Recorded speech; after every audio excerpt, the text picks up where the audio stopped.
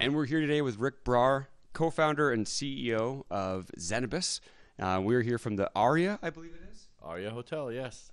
Live from Las Vegas. I appreciate the time. It's been very, very busy throughout the last few days of all the events that are going on, but you've taken a moment to come into your suite, and we get to ask you a couple of questions. Yeah, well, thanks for having me, guys. Absolutely. So for people who aren't too aware of Zenabis, it's been a private company for its existence. We're going to be going public soon. Can you talk about who you are, what your company does, and the transaction that just happened as well? Sure, yeah. So Zenabis is a large private LP, and we've announced a RTO transaction which completes at the end of this year. And by virtue of that, we'll be one of the larger public companies in this space. We've been doing this now for 5 years. We have a considerable experience on our team. My partners, my co-founders, Monty, Mark, myself, we've been involved in pharmaceutical distribution and in agricultural products and consumer packaged goods distribution now for 15, 20 years. We, both sides, my group and Monty and Mark's group, we divested our other businesses and are 100% focused now, last 5 years, on the cannabis industry globally. And what a time to be a part of it too, because it's changing. It's changing it crazy. One country after another is coming online.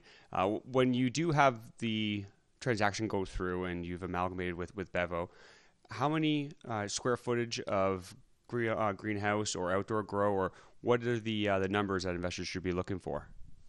Sure. Lots of our stuff will be out in the circular, and that'll be published here in the coming weeks. But overall, what it is that there's a combined 660,000 square feet on the Zenabis LPs, which is indoor, commercial, pharmaceutical grade industrial warehouse space. And then with Bevo, we get to another 2.8 million square feet of highly sophisticated, state-of-the-art greenhouse space. And Bevo Agro is they're North America's largest plant propagation company. And from take it from a grower, propagating the plant is the hardest part. And to have someone as Bevo become our partner in the future is really exciting because of the technological advancements that they have already existing in their place. So the curve to get that facility cannabis ready is a lot less than what it would be in other greenhouses that would be growing or doing other specific purposes. No, and that's a massive that's a massive. I was not land package is the wrong word, but square footage for grow, because that'll put you right up there with the lead people in Canada and North America. And for those who didn't know about Zenabis as a private company, seemingly almost out of nowhere. So it's really, really interesting. And this is going to be publicly traded as well? Yes, yeah. So Bevo Agro and Sun Pharm will merge to form Zenabis Global, and taking the name from our LPs. And Zenabis Global will be publicly traded, currently under the Bevo sign, which is BVO.V. And in the future, we may look at repurposing that towards the Zenabis name. Very nice. And when it comes to legalization, we're now almost exactly a month past the first month of legalization, and there's been hiccups, there's been a few issues, but there's also been a lot of demand. What do you see happening in the cannabis space over the next year or so? Do you think we're going to keep going with this supply crunch we have? Do you think the demand will get higher? Yeah, I mean, for us, we're definitely of the mindset that the demand globally for cannabis is going to continue to increase. You know, we've gone from one country with a very small population in Uruguay having recreational cannabis to Canada, which has 10 times the population, and now the second country recreationally. We've gone from 4 or 5 countries when we first started this journey 5 years ago to now 35 countries where cannabis is legal. I had the pleasure of being invited to the UK Parliament. The Parliament wait for the inaugural announcement about legalization in the UK a few weeks ago. And, it was a real honor to be invited. We were one of a very few number of LPs that were given that privilege. And, UK was, I believe, the 36th country now to announce medicinally. And they did it in very short order, right? They went from Billy Caldwell's story breaking to allowing for the legalization of medicinal cannabis in very short order. So more and more countries are paying attention. The demand for great Canadian products is going to be there, and the global demand for cannabis is going to be there as well. So I don't see, the pressure easing up on cannabis companies to produce amazing products, whether it's dry flower, oils, or any of the other products that the government allows us to produce. I don't see that demand easing up anytime soon. No, and I don't either. And especially in Vegas now where we are, and look at these other states that have gone completely legal where they do have edibles and they have these other means of consuming cannabis. Canada isn't, like, we only have flour and oils that you're allowed, and I think tinctures. But there are so many different products. If you go to like Planet 13 just down the road from here, if you go to these other, it's amazing. The gummies, the high-end chocolates, the drinks, the additives, that in itself, when that gets allowed in Canada, I can only imagine will increase that demand even more, because all those people who didn't want to smoke necessarily, because there's going to be a lot of people out there who don't want to smoke a flower. But if they can have like a really nice gummy, or I saw something at the expo where it was like a cake. So you can eat the whole cake, and so it's not just one bite and all of a sudden you can't move anymore. You get to enjoy it. So, and we haven't even started that in Canada. So they're talking about, there's going to be too much supply, or how they're going to keep up the demand, whatever it be in Canada. That demand is going to increase exponentially as we start allowing these products. And when it comes to abroad, so we spoke about global. Do you currently have a GMP facility? Are you aiming to have that aspect? What is Zenabis going to be doing in the global aspect that you're allowed talking about, at least? I can tell you that the goal is to have very strict standards of production. So if that's the goal, then having a GMP certification forces compliance towards that. In our case, we have one facility in Delta, British Columbia, our first facility, which we've readied for GMP inspection.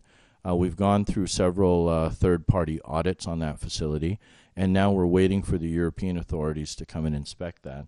That'll be our first GMP facility, and we're hoping to have that in Q1 of 2019 at the latest.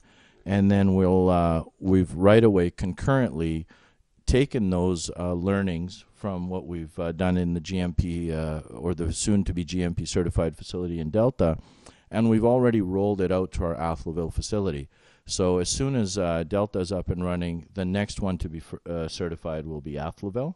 And from Atholville, New Brunswick, we'll then get our Stellarton facility certified GMP after that, EU GMP, and of course any global standard that needs to be met for that. No, and that's good to hear, because again, as you start looking into the industry even more, you need to start looking for companies that are going to be having the product to be able to sell, so a large package of greenhouses and indoor, whatever have you, but also the ability to really tap that global market, especially for however long we're going to have this head start. It's not going to last forever. I can't see the United States being much longer before going abroad, but it gives Canadian companies that much more of an advantage where you have the time now to be, setting those footprints and getting out there. Yeah, that experience. Yeah, that experience from the previous industries we were in, for example, with our company International Herbs, we were growing or Cascadia Specialties, or one of our Atlas PSC, which were consumer product companies, or organic foods, or organic herbs, conventional herbs, culinary herbs that we were using and producing in different countries around the world with grow partners around the world.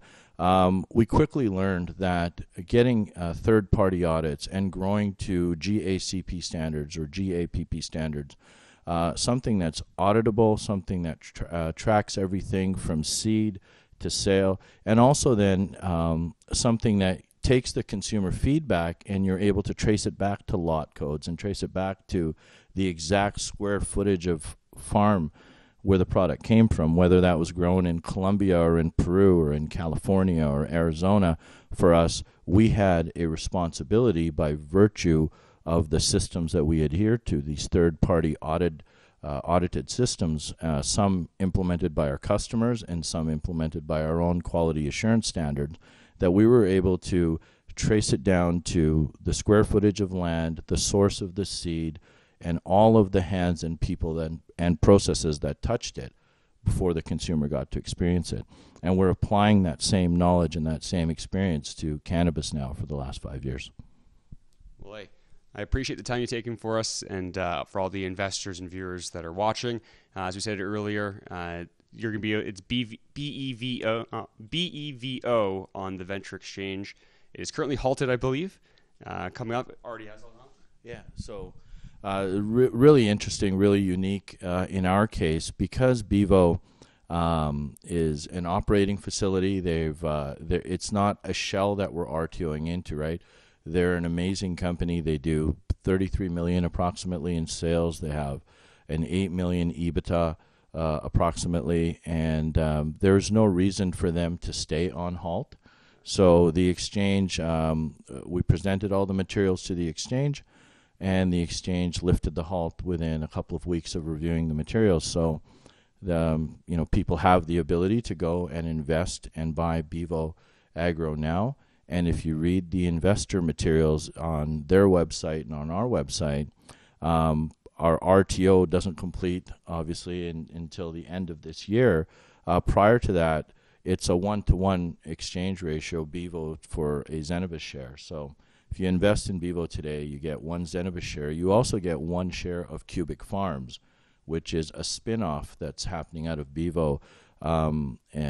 Amazing vertical farming technology that the founders of Bevo Farms invented, and they'll be spinning that company off as Cubic Farms.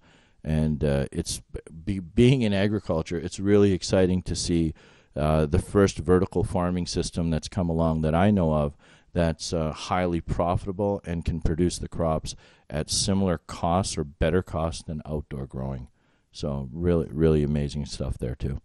That's quite significant if they can pull that off as well. Yeah, absolutely.